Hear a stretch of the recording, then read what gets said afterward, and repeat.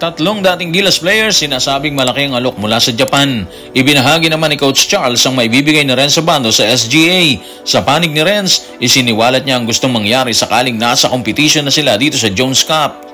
At ang katanungan kung ilang koponan o bansa ang papasok sa Olympics kung saan isa ang Gilas Pilipinas sa makikipaglaban. Tutukan po natin ang lahat ng yan, pero bago yan, hihingi po tayo ng isang subscription sa lahat ng dumadaan sa ating munting channel.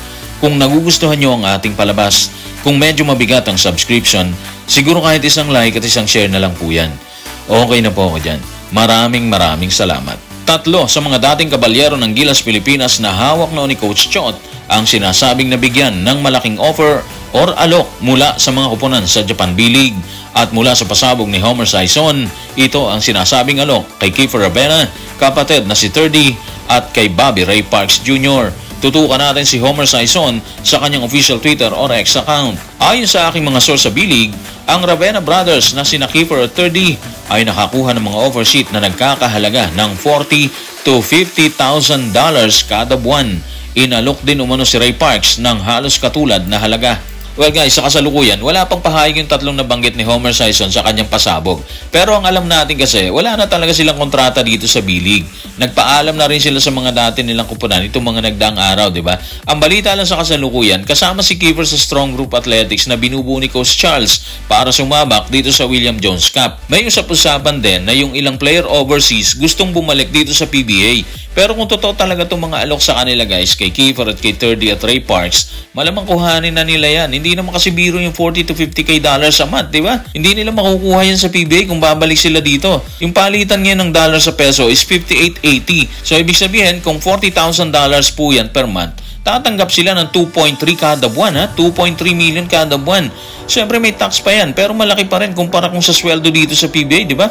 So para sa akin, grab na lang nila in case na meron talagang offer na ganito kalaki. Habang nananahimik ang tatlong dating Gilas Pilipinas player tungkol sa alok ng mga koponan sa B-League, masaya namang ibinahagi ni Coach Charles ang balitang kasama si Renzo Bando na sasabak sa William Jones Cup ngayong July. Sa kanyang pahayag ay naibahagi rin ni Coach Charles ang isa sa mga pwedeng ibigay ng player na naghihintay pa rin ng tawag mula sa koponan ng Gilas para sa Olympic Qualifying Tournament. Mula kay Coach Charles, ito ang sinabi niyang maibibigay ni Renzo Bando sa SGA. Tutukan natin si Coach sa report ng Spain. Masaya ako sa pagkakataon na sa wakas may co-coach ko si Renz. Ako yung coach ng kalaban niyang team nung nakaraan at sa palagay ko mahusay siyang player. Mabibigyan niya kami ng athleticism at firepower. Okay guys, so dun tayo sa dulo. Yung athleticism at firepower, walang duda may bibigay po ni Renz yan. Alam na natin yan. Nakita na rin natin kasi yung ginawa niya dito sa World Cup. Iba yung hustle niya, di ba? Nakakahawa siya kapag kasama mo siya sa loob ng court. Yung World Cup, marami nang hinahin sa kanya doon kasi medyo late na siya na ipasok eh. Pero nakita mo naman ha, nag-perform pa rin siya ng mabuti. Kaya naniniwala tayo na mailalabas niya sa SGA sa Jones Cup yung gusto niyang mailabas dito. Sa tingin kong gigil si Renzo Bando na makapag-represent siya ng bansa. Iba kasi yung feeling kapag watawat na yung dala-dala mo, di ba? So wise decision yan sa parte ni Coach Charles na kinuha niya yung serbisyo ni Renzo Bando. May bibigay niya talaga yung 100% na play na hinahanap na isang coach dito sa player. Kung masaya si Coach Charles sa pagpasok ni Renzo Bando sa kupunan ng SGA na sasabak sa William Jones Cup ngayong July, ibinahagi naman ng dating Gilas player ang gusto niya mangyari sa sandaling sumalang na sila sa bakbakan. Ano nga bang gusto niya mangyari o gustong mangyari ni Renzo Bando sa Jones Cup? Tutukan natin sinabi niya sa report ni John Brian Ulanday ng Philstar. Excited ako makapaglaro for Strong Group kasi nung nasa Korea ako, pinapanood ko yung games nila sa Dubai. Talagang napasaya nila yung mga fans doon.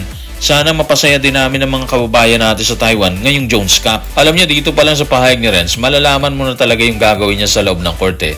Gusto niyang mapasaya yung fans. So para mangyari yun, alam na, di ba? Lipad na naman ang gagawin niya dyan katulad ng World Cup at sa mga nakita nating laro dito sa KBL sa Korea. Gusto niya talaga yung excitement, yung bilis ng bakbakan kasi alam niya, doon ginaganahan ng viewers or yung fans. Yan yung isa sa mga dahilan bakit marami yung nagtatanong kung bakit hindi kasama si Renz sa Gilas para sa OQT dito sa Latvia. Sa parte naman ni Renzo Bando, base na rin sa kanya, naghihintay lang siya ng tawag mula sa pamunuan ng Gilas. Pero problema kasi, nakatutok na Gilas dito sa 12 hanggang 13 players nila sa kasalukuyan.